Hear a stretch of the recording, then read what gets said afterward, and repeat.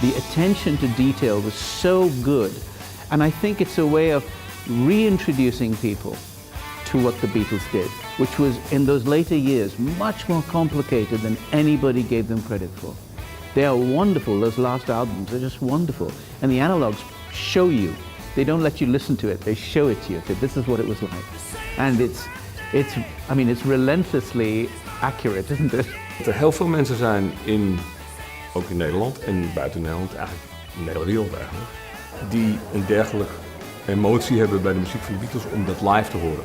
Want waar hoor je het? Je hoort het nergens. I have seen a few Beatle cover bands, and the Analogues is Beatle music for adults. Nou, en nu kregen we dus inderdaad een schrijver van deze meneer uit Atlanta die ons op internet volgde en daar een soort van fan door was geworden. En die had van zijn vrouw dan in zijn eentje airline ticket en show ticket cadeau gekregen. Dus die is hier nu vanochtend geland en die gaat vanavond in Den Haag ons bezoeken. Nou, dat is toch wel best. Het is één persoon uit één land, maar het is illustratief voor het fanatieke interesse die er is wereldwijd. I want to hear the full sound. When I saw the Beatles, they had Vox amplifiers and girls screaming, and they couldn't hear themselves, let alone you hear them.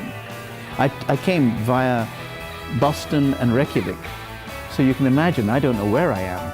And tomorrow morning at 9 o'clock, I'm back on the plane going home. It's insane.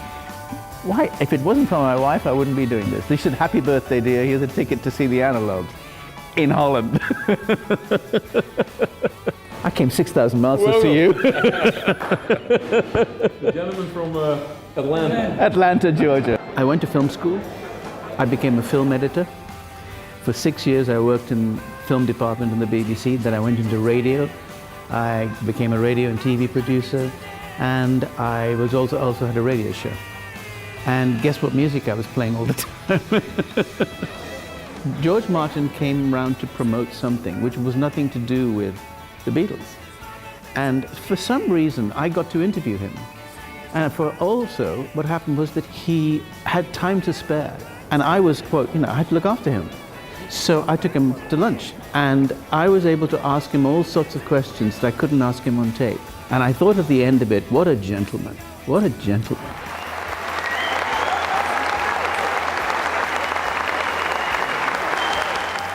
I think the Analogues are doing something the Beatles couldn't have done.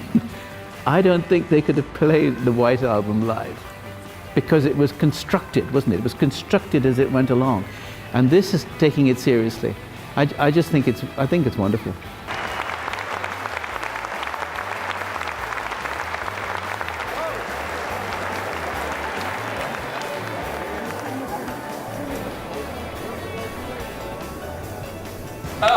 Another guest. What can I say except thank you? No, thank you for No. coming. You don't realize how important what you're doing is, because as I was saying, it's only you hear what you see, and it's only by watching you guys that you suddenly start seeing what they were playing. Because there are things I missed completely that I got because somebody appears with a bell. And you go, oh God, yeah, that's what the sound is. No, I think what you're doing is incredibly valuable. Right, thank you very much. So keep at it. The trip? Oh, are you kidding me? Is it worth the trip back? That's the question. Yeah. It was the most spectacular birthday present I've ever had. And it was a 71st birthday. Very good.